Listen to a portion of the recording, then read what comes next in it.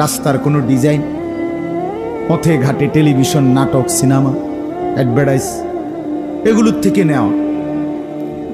নিজস্ব কোনো স্বকীয়তা, স্বাধীনতা, নিজস্ব কোনো বুদ্ধি, নিজের মতো করে চলতে নাই, তাইলে জীবন এলোমেলো হয়ে যায়, শৃঙ্খলা থাকে না। এজন্য ইসলাহে নফস অনেক জরুরি, নিজেকে সুন্দর করা, গড়ে তোলা। সাহাবায়ে কেরাম রাসূলুল্লাহ সাল্লাল্লাহু আলাইহি ওয়াসাল্লামের সোহবতে, সান্নিধ্যে জীবনটা গড়ে তুলছে, সাজিয়ে তুলেছে। ফলে পরবর্তীতে ওনারা যেদিকে গেছেন, ওনাদেরকে দেখেই হাজারো লাখো মানুষ কালেমা পড়ে মুসলমান হয়ে গেছে। এজন্য মুসলমান নিজেকে গড়ে তোলা, এটা নিজের জন্যও দরকার, ইসলামের প্রচারণার জন্য দরকার। আমি যদি আমাকে সুন্দর করে সাজিয়ে তুলি, আমার মাথার চুল থেকে পায়ের নখ, ভেতর বাহির, লেনদেন, আচরণ, তাহলে এটা আমার আখিরাতও সুন্দর হবে। আর আমার এই আহ্বান দ্বারা, আমার এই চেহারা, সুরত, চলাফেরা, লেনদেন দ্বারা হাজারো মানুষ, আল্লাহর বান্দা, কোটি কোটি বেঈমান আল্লাহর দিকে ফিরে আসবে। এটাই সত্য, এটাই বাস।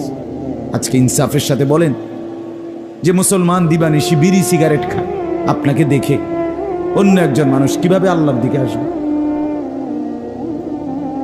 একজন মানুষ মুসলমান যে নিয়মিত চা দোকানে বসে টেলিভিশনে নাচ, গান, নর্তকীর ছবি দেখে, আপনি বলেন আপনাকে দেখে কিভাবে অন্য মানুষ আল্লাহর দিকে ফিরবে?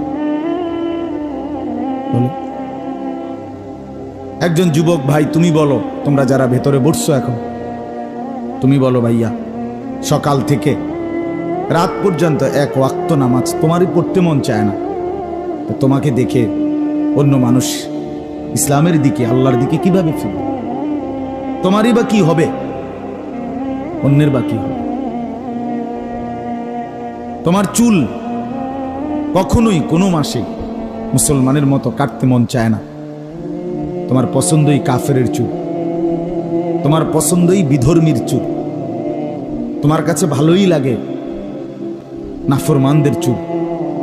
তোমারে দেখে মানুষ আলো পাবে কি?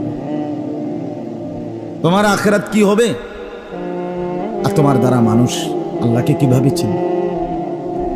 আমরাই যদি চরিত্রহীন হই, আমার মুসলমান ছেলের কাছে যদি আমার মুসলমান বোন নিরাপদ না থাকে, আমার